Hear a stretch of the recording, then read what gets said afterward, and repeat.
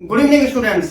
मैं विपिन कुमार आज आपके सामने लेके आया फिजिकल एजुकेशन के 8 इंपॉर्टेंट क्वेश्चन जो कि बोर्ड एग्जामिनेशन में आ सकते हैं। तो बात कर लेते हैं फटाफट सबसे पहले क्वेश्चन की। Define aggression and what are the factors which affect aggression in sports. आखिर एग्रेशन क्या होता है? एग्रेशन जो होता है वो या तो फिजिकली या फिर साइकोलॉजी किसी भी अपोनेंट को हार्म करने के लिए होता है, और इसका जो मेन मोटिव होता है एग्रेशन का वो होता है इसका to achieving the goals.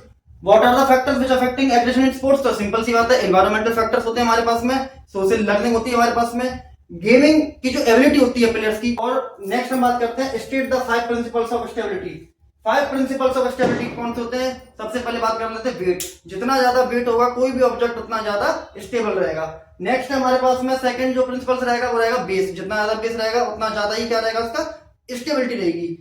After that gravity, centre of gravity जितनी ज्यादा रहेगी उतना ज्यादा उसका स्टेबिलिटी रहेगी। बाद में बात करते हैं इसकी फोर्थ प्रिंसिपल्स की, तो कई सारे हो सकते हैं, मास हो सकता है, फ्रिक्शन जितना ज्यादा होगा उतनी ज्यादा स्टेबिलिटी रहेगी। बात करते हैं क्वेश्चन नंबर 3 की। Vitamins are very essential for working of the body and are divided into 2 groups. अब यहां तक की बात की जा रही है तो 2 ग्रुप्स की विटामिन की बात की जाएगी तो कौन कौन से होते हैं? फैट सॉल्युबल होता है, वाटर सॉल्युबल विटामिन होते हैं। फैट सॉल्युबल विटामिन जो होते हैं उसमें हमारे कौन कौन से विटामिन आते हैं? Vitamin A, vitamin D, vitamin E, vitamin के। इसको हम एक कीड़ा के नाम से भी जान सकते हैं, कीड़ा, KEDA। अपोजिट कर देंगे तो ADEK।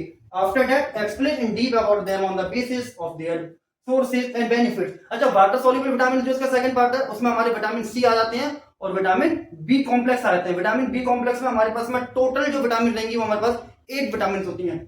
इनके बेसिस जो सोर्सेज और बेनिफिट्स हैं, जैसे विटामिन के है तो विटामिन के का सोर्सेज क्या, विटामिन के का बेनिफिट क्या है, ऐसे हमें सभी विटामिन के बारे में सोर्सेज और बेनिफिट्स में लिखने पड़ेंगे। क्वेश्चन नंबर 4 है हमारे पास में, what do you understand by coordinative ability, discuss its types की बात करेंगे तो कपलिंग एबिलिटी होती है हमारे पास, रिदमिक एबिलिटी होती है और कई सारी एबिलिटी होती है। नेक्स्ट क्वेश्चन है हमारे पास में question number 5, discuss the effects of exercise on cardio respiratory system. बहुत इंपॉर्टेंट क्वेश्चन है ये। आखिर एक्सरसाइज का क्या इंपैक्ट पड़ता है कार्डियो रेस्पिरेटरी सिस्टम पे? तो कार्डियो रेस्पिरेटरी सिस्टम जो होता है लंग्स वॉल्यूम उठाता है हमारा, लंग्स को अंदर से साफ करता है। नेक्स्ट है, हमें ऑक्सीजन लेवल के लिए सबसे ज्यादा इफेक्टफुल होता है एक्सरसाइज के द्वारा।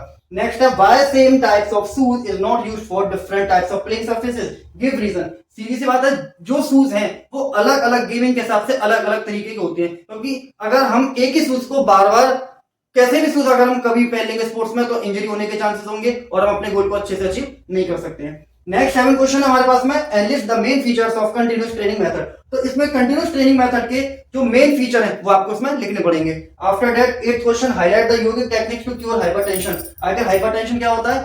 तो योगिक टेक्निक्स जो हैं वो किस तरीके से हाइपरटेंशन को क्योर करती हैं। जैसे हम बात करेंगे नर्व सिस्टम, इंप्रूविंग सर्कुलेशन, जो स्ट्रेस है स्ट्रेस को कम करना, तो ये सारी हमारी टेक्निक्स आती है। ये किसके द्वारा होती है? आसन के द्वारा होती है। तो these are the 8 questions which are important in board examination. So thank you and please subscribe and like करना ना भूलें। Thank you.